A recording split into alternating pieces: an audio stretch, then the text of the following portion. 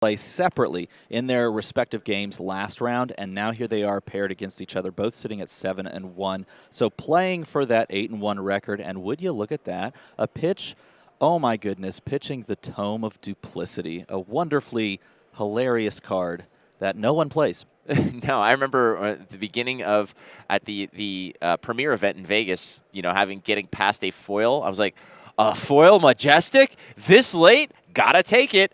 Completely useless. Yeah, needless to say, that did not go well. Ultimately, though, a yellow Ice Bolt is a great way to start this game. I just want to point out Yuangi Lee was, in multiple occasions just now, crossing his fingers. Not sure what he's hoping for, but hope is on his side. Playing this yellow Ice Bolt for 4 Arcane on turn 0, trying to push some damage. You love going first as Icelander in any format because it allows you to push some damage, try to even the life total that you naturally have a deficit in, and then arsenal perhaps a disruption card or just a damage card. Yeah, tossing the Miter into the ring over here as well as having the Tide Flippers is going to be a very big piece here. Look at that kit that Brodie's drafted. You have the Sash of Sandakai, you have the Heat Wave, and you have the Tide Flippers. That is as good as it gets. I had the pleasure of watching over his shoulder the entire draft, and he values equipment. He values it highly. He drafted them early and often so that he felt secure and comfortable. And Tide Flippers, if I remember off the top of my head, Tide Flippers was his 3rd pick.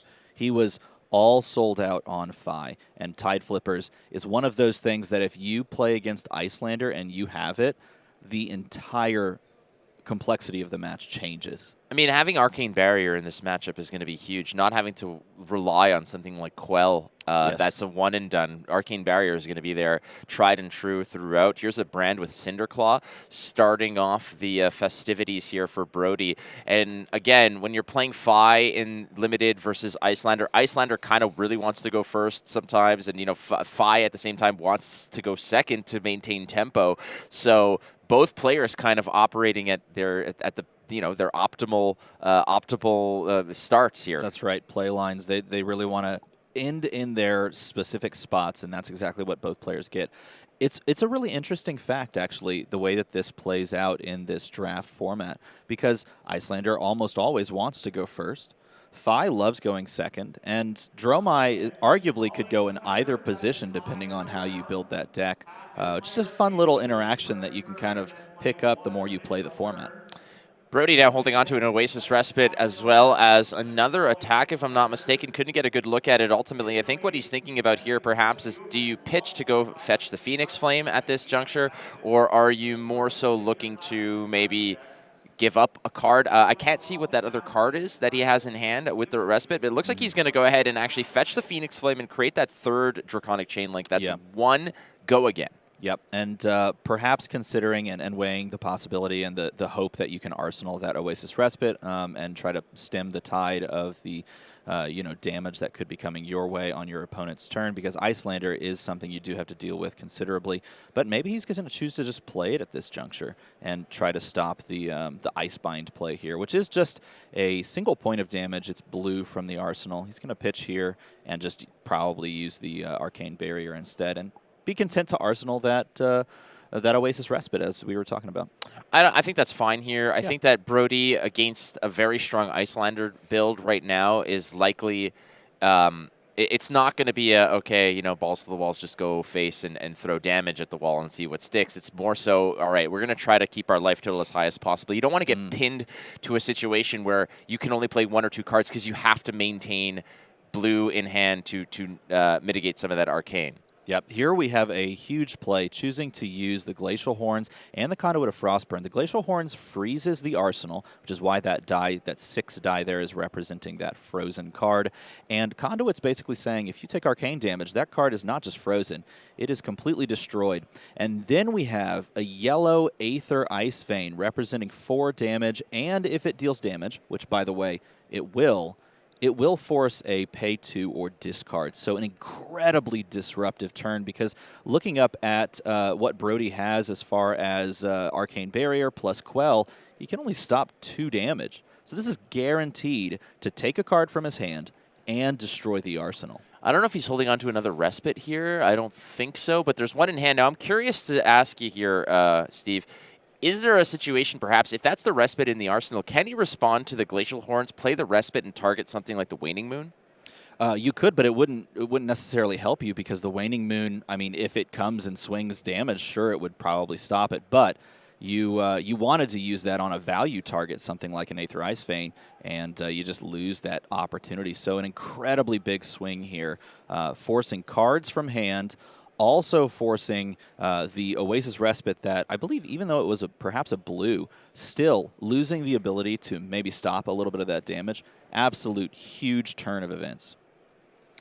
All right, there's a flex that's coming in for, I believe that's red flex. It's coming in for 4. However, you can beef it up to make that a 6. And 6 attacks in this game, and this format specifically, are very potent. Yeah, and he's going to consider his blocks here, being able to block advantageously and then perhaps respond with a blue card from Arsenal. Maybe what Yuangi is thinking here, maybe he chooses to swap the block and just go for that, confirming that is the card and taking some damage off of that. All right, so Yuangi down to 12, Brodie Spurlock at 15. Not the wide turn that Fi is known for, but a big attack nonetheless. 6 damage, punching through here. Yuangi does have 3 cards and an arsenal. Icelander, bread and butter, is that arsenal card, and this is a beautiful piece here. Again, when the Icelander player starting at 18 health, having those just free 4 go-agains right out of the box is beautiful. Yeah, this is such an incredible card for Yuangi to be playing and to have set up to make sure you have the lower life total, not react with the arsenal cards so that you don't possibly present damage and then not have the go-again here, so that you can, on your turn, scar for a scar and maybe follow it up with that Ice Bolt that he has in hand, or even just chuck the Aether Ice Vein if you can pay for it and deal some free damage that way. And this is another consideration. Maybe Brodie should have, he's got the Tide Flippers here. Is there ever a situation perhaps where, given the opportunity, you're drafting and playing something like Quelling Sleeves or Quelling Robe, something to help mitigate some of that arcane damage, or are you always packing Heatwave and Sash? Well, I believe Heatwave has Quell 1 on it as well, so you can always use it for the Quell effect, if I remember correctly. Either way, there's just, in this format, there's just not enough ways for you to stop arcane damage, and if your Icelander opponent has a well-built deck and is a great player, and Yuangi checks both of those boxes, they can threaten you in ways that you can't deal with. It's sort of the same with Fi. Fi threatens you in ways you can't deal with. He goes incredibly wide, pushes a ton of damage. Well, Yuangi's doing that same amount of damage, it's just in a different way. Still just evaluating the hand here of Brodie. We've seen from games yesterday, takes his time. The clock is your friend as much as it is your enemy, so make use of it. And these games can go very quickly, especially when you're Fi. In this case, we're going to block with a yellow critical strike, take 1, Brodie down to 14 here. And I think Brodie right now is wondering, okay, do I still have a turn if I take some damage? But hey, that is I believe that's a red ice bolt for 5. Yeah, that's as greasy as it gets when it comes to arcane damage for 2 right there. Yeah, and if you were looking at the life total at the beginning of that turn, thinking that there was advantage towards Brodie, understanding that Icelander was presenting a bunch of damage and now can still play on the opponent's turn, the tempo is firmly on Yuangi's side. All right, the attack begins here. Lots of go-agains on Brodie's side, but not as many cards as he perhaps likes. Fi loves those 5-card hands, likes to go super wide. Still has the opportunity here, if necessary, to use the Ember Blade. There's always the Phoenix Flames that can always come back and really extend the turn, but ultimately, Icelander with an arsenal is a very imposing thing to stare down. Now, this is a great way to get back into the game, though. Pushing a 4 breakpoint go again, that combo starter thing, is just what you need as Fi, and this is exactly how you can claw your way back into a game from a deficit as Fi. It's just present 4 Soaring Strike with an on-hit, floating a resource. Maybe you get the second from Sash to Ember Blade. Maybe you use the other card from your hand or the arsenal to present a wide turn and try to claw back in. Soaring Strike 4 go again. It's a nice start to a ultimately potentially bigger turn. However, Yuangi at 8, taking his licks here as well. So they've been trading damage fairly liberally. Brodie kind of looking at the at the graveyard here, but it's such a different thing when you're looking at a graveyard in Limited as it is in Classic Constructed, because you kind of know, it's like, all right, how many Oakenolds are in there, or how many Rain Razors have I seen? I know that you're packing 3 of each. In Limited, it's a kind of a mystery. There's no open deck lists in this situation. Right. So Brodie might be thinking, all right, well, what are you really evaluating in that case? You can look and you can kind of see general threats. I mean, you're sitting in the same pod with the person that you drafted, so you passed some of these cards, right? If you're not playing Icelander, if you're playing a different deck, you saw some of these cards. So maybe if you're on like and here, this is an interesting effect. He's going to activate the Spellfray Cloak. Not Spellfray, excuse me, the Spellfire Cloak, so that he can play the Aether Hail from the arsenal and represent some damage swinging back. But you could be just looking at threat density. How many Aether Ice Veins could you have possibly seen? How many have you played? Do I really need to factor that into my equation, as it were? A Frostbite comes part and parcel with that Aether Hail. Aether Hail doing 2. Not that scary. However, ultimately, you know that there's a Waning Moon potentially following up. There's the Frostbite that's going to just kind of create a little bit more friction on what you hoped was a pretty smooth turn. But unfortunately, right now, Brodie's got to stay away from that 6 or less health total, I feel, where you get to a point where like an Ice Bolt and a Waning Moon can really just ruin your day when you think that everything's going well. That's exactly right.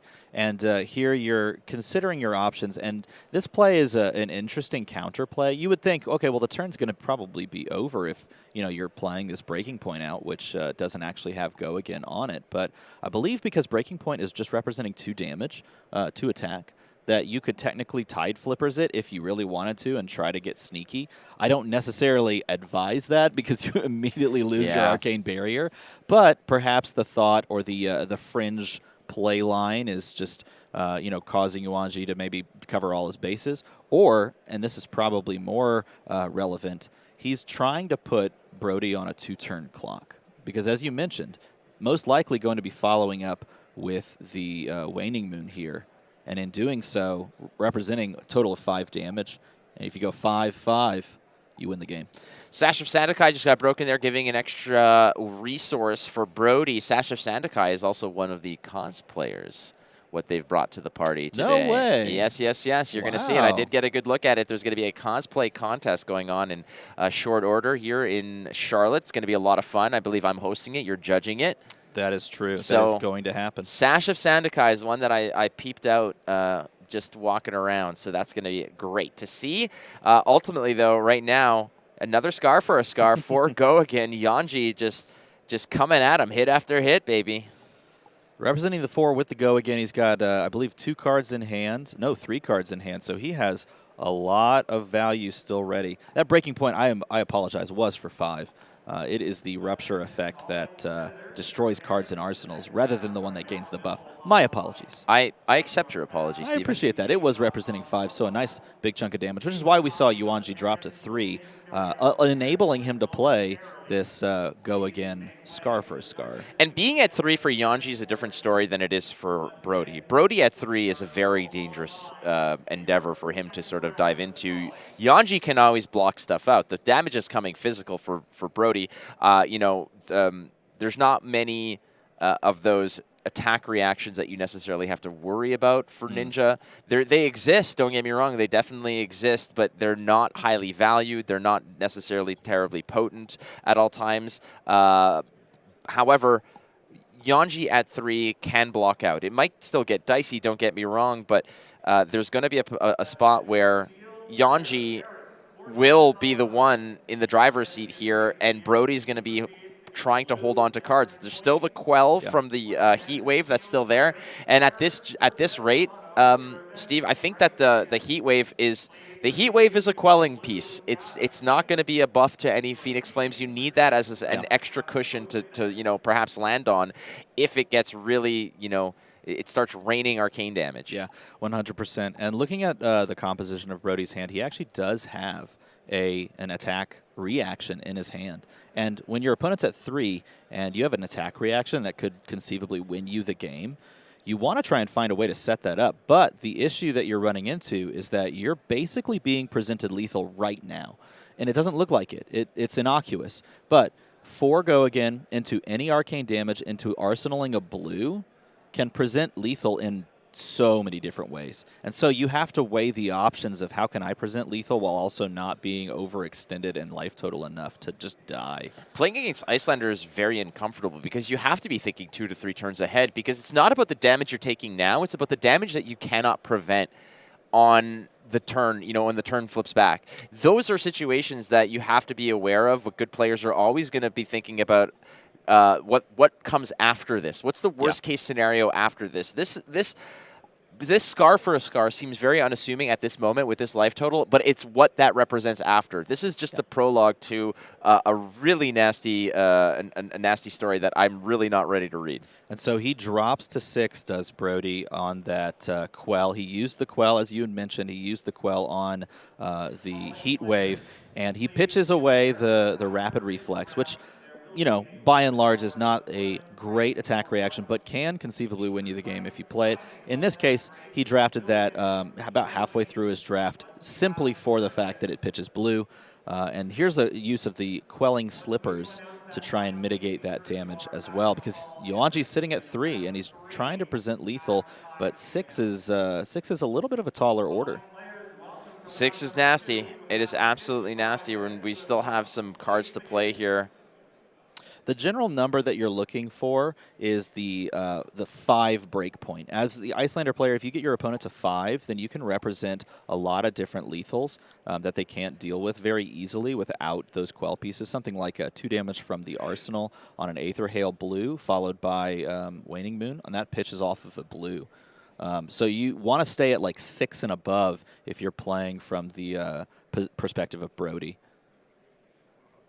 This is that very tense part of the game where Brodie's in the danger zone. Yuangi's rapidly approaching it. Brodie is playing without an Arsenal 2 float here, which is not bad. The 2 float, you have options to Arcane Barrier a bit here. Yeah.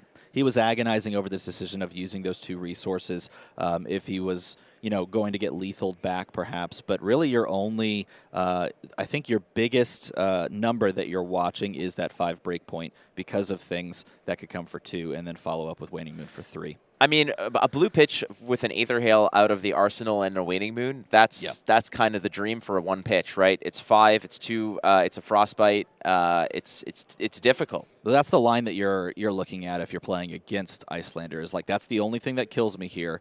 Basically the only thing that you can play, even if it's like an Ice Bolt in the Arsenal, that costs 2, and then you have to follow it up with Waning Moon for 2. You can't do that off of 1 card, which is where Yuangi was. So your only line from Brodie's perspective was, I die if I'm at 5. He was at 6, so he could safely extend those resources with the Emberblade. There's a Brand with Cinderclaw. I believe it's a 3. That's a red one, so that's a 3 go. Again, it's going to give Draconic to the next attack in the chain. But in this format, you're probably not worried about that, unless it's like a Scar for a Scar coming through. But even then, I think he does have in hand. I think you actually just called it. You are a master. Oh no, he pitches it. He pitches it away, just to prove me wrong. You could have had your moment. I never have moments. He comes in with the Searing Emberblade for the casual 3, which is casual lethal. It is casual lethal, absolutely. We don't do that, that competitive ranked lethal, but we do the casual lethal here. That's right. But 3 go again. Another Emberblade again, stacking up the Draconic Chain Links to make that Phoenix Flame recursion a lot cheaper. And Yuangi here, it's all dependent on what's in that Arsenal. He might just go down to the wire and wait for Brodie to expend all the resources and say, all right, gotcha. Well, it's dangerous because, like, for example, if that Arsenal is something like Ice Bolt. Ice Bolt can be played from Arsenal on the blue pitch, like if it's a blue card, and it represents 3 damage. So if you do that, you have to pitch a blue. But then if you want a Waning Moon, try to present lethal, you have to pitch another blue or another card from your hand. And in doing so, you're left with 1 card left to block. If they stop any of that damage, they're sitting at 1, and then you've got 1 card to whatever they have left. And you could just die. You know what else is very dangerous? Oh, and look, there it was an Aether Hail. It was an Aether Hail. It was my favorite card. But look, he pitched an Oasis Respite red in order to play this. So Brodie now has to make some decisions here. That that Aether Hail out of the arsenal for 2 Arcane also represents a Frostbite. Again, we're talking about having a blue pitch to really get the value. 1 pitch, Aether Hail with the Waning Moon. That's where the 5 becomes dangerous. But right now, Brodie thinks, okay, like I can kind of take this if I can close this out. Well, so when you make this play, and the way that I'm thinking Yuangi is thinking, when you make this play, what he needs to do is get him off that 6 life total. The moment that Brodie was able to go to 6, he was able to prevent so many lethals that are like 5 or less. So like here, he's choosing to block with a card from hand and most likely going to just hopefully take whatever he can and then arsenal that single card and maybe present lethal on Brodie's turn because now Brodie's at 4, which is far easier. Any blue that deals damage plus, oh no. Oh boy. And it just takes it right there. Being able to